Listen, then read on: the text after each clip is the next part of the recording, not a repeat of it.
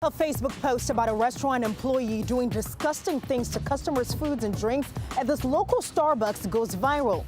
Tonight, we're giving you the facts, what's true and what's not. An obscene message to the president projected on the side of Mercedes-Benz Stadium during one of the biggest sporting events ever in Atlanta. So why can't police do anything about it, and could Super Bowl 53 be the next hit? And focusing on the heart, not the heartbreak. Here's some words of advice from Falcons players for our beloved Bulldogs.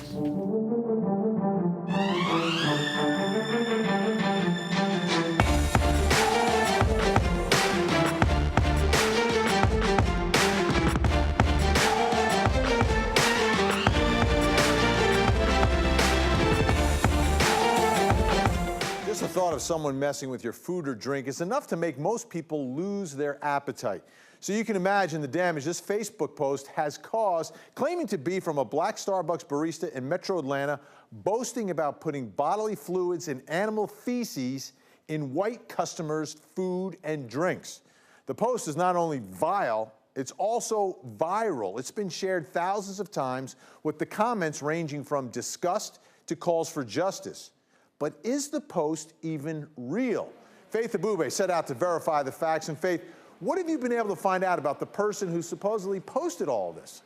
Well, Brookhaven police tonight actively searching for that person who posted under the name Chanel Rivers. And this post tonight not only causing a stir on social media, but also take a look at the location here of the Starbucks in Brookhaven on Ashford Dunwoody Road. It forced them to close for several hours Sunday because employees there were in fear of their safety. A lot of upset customers calling and emailing them Sunday, saying some disturbing things after reading that post. I ran into a family this evening who has been going to this location for more than 2 decades. They even know the baristas by name, and they are grossed out by this post. It's disturbing me that someone would even write that or say they did that or contemplate that. What? It just doesn't make any sense. I felt scared, angry, and disgusted at the same time. Well, that's quite a description, and it's not going to stop me from going to Starbucks. Well, police tonight still patrolling that area just in case an upset customer comes by and tries to do anything, Vinny. All right, so Faith, what is Starbucks saying about all this? Well, Starbucks is calling the entire thing fake. Take a look at a representative statement that we got here at 11 Alive. It says, quote, "We are working with local authorities to determine how these fake posts were created and circulated." They went on to say they don't even have an employee by the name Chanel Rivers. But tonight, we want to set the record straight. Brookhaven police telling 11 Alive the posts are very real. Investigators actually saw the original post, took a screen grab of it, and then that post was deleted. Now that screen grab is part of that investigation.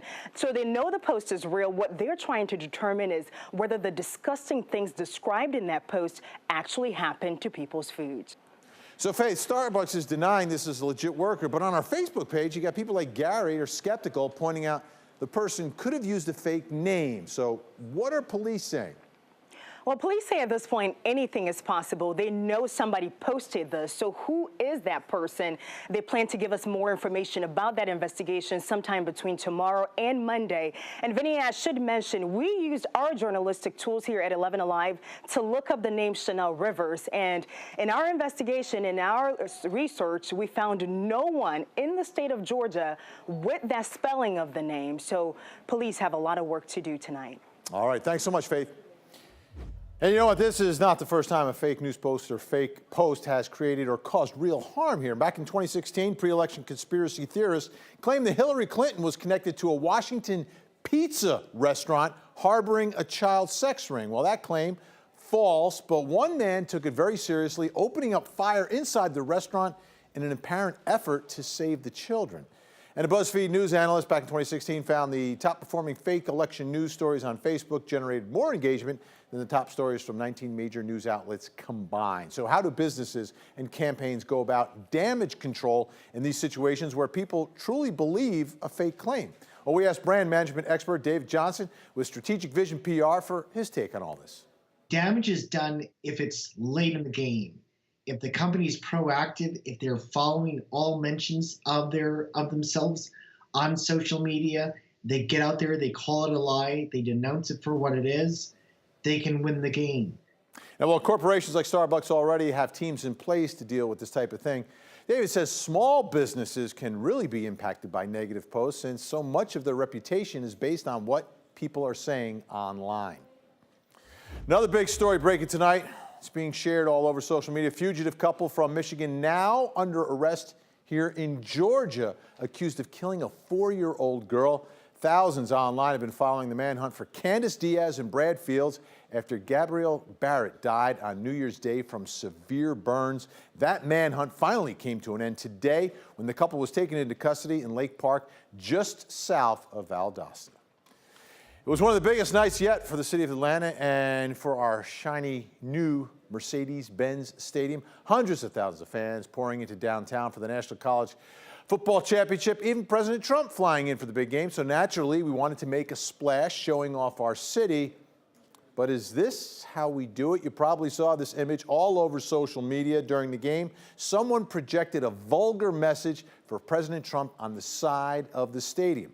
It's definitely not difficult to miss and has been one of our top stories online all day. Those gigantic words are generating some big questions tonight. Natisha Lance digging into those. Natisha. That's right, Vinny. Well, we were flooded with messages from viewers about it. Some people called it an embarrassment to the city.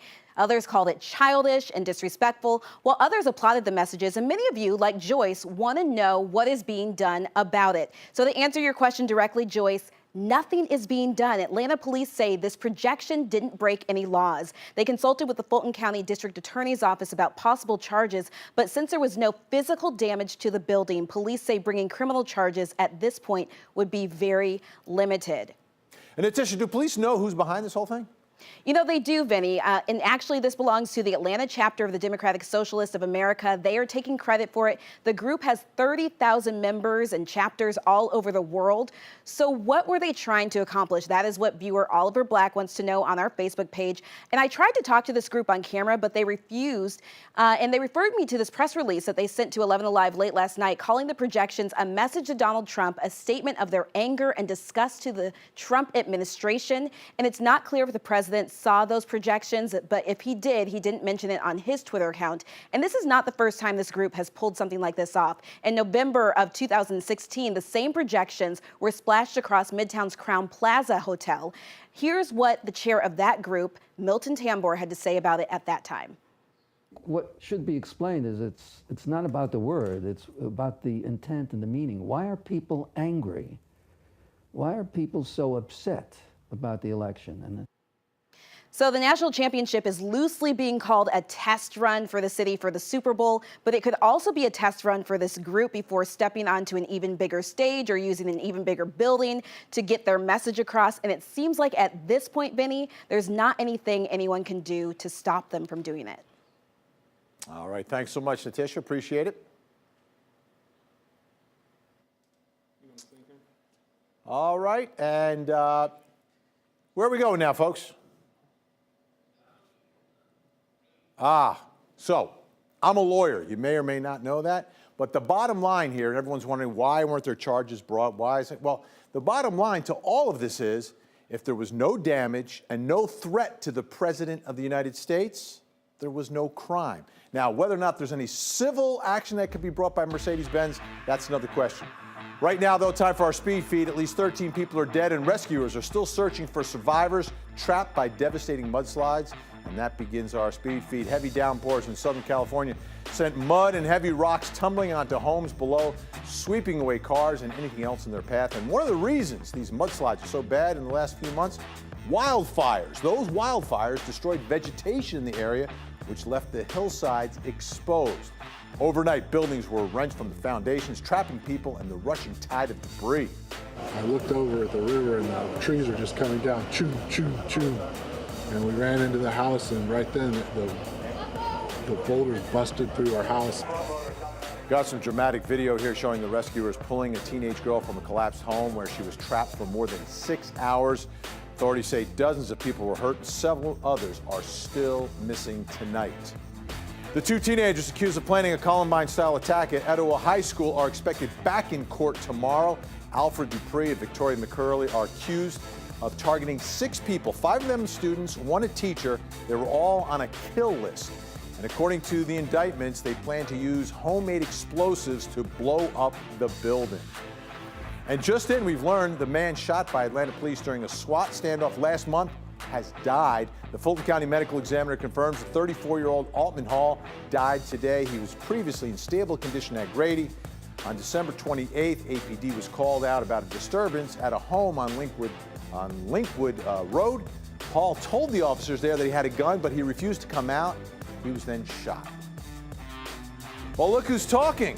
North and South Korea. They held their first talks in more than 2 years, and they agreed to talk again. What are they talking about?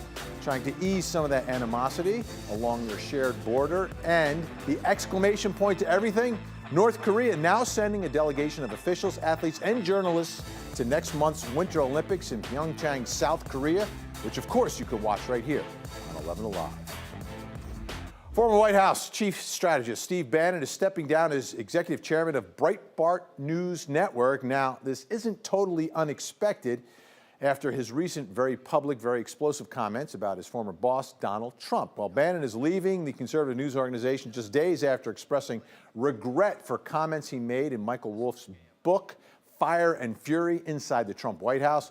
The tell-all book has been flying off the shelves, a bestseller that claims to air the White House's dirty laundry. In it, Bannon slammed President Trump's eldest son and his son-in-law, calling them treasonous and unpatriotic.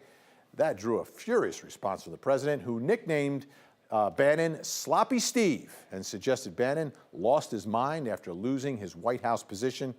All of the verbal bombshells, music to the author's ears. Not only is he helping me sell books, but he's helping me prove the point of the book. I mean, this is extraordinary that a president of the United States would try to stop the publication of a book. Since the public falling out, Bannon has tried to atone to the First Family, issuing a statement praising Donald Trump Jr. and saying he meant to blame ex-Trump campaign manager Paul Manafort in his comments about meetings with a Russian lawyer. Tonight, a source close to Bannon told NBC News the self-styled keeper of the nationalist flame is ready to move more into politics post-Breitbart. From the big successes to the big misses during the national championship game, we're holding the powerful accountable about what the city needs to do before we host the biggest sporting event of 2019. Plus, hear what it was like inside the president's suite at the game.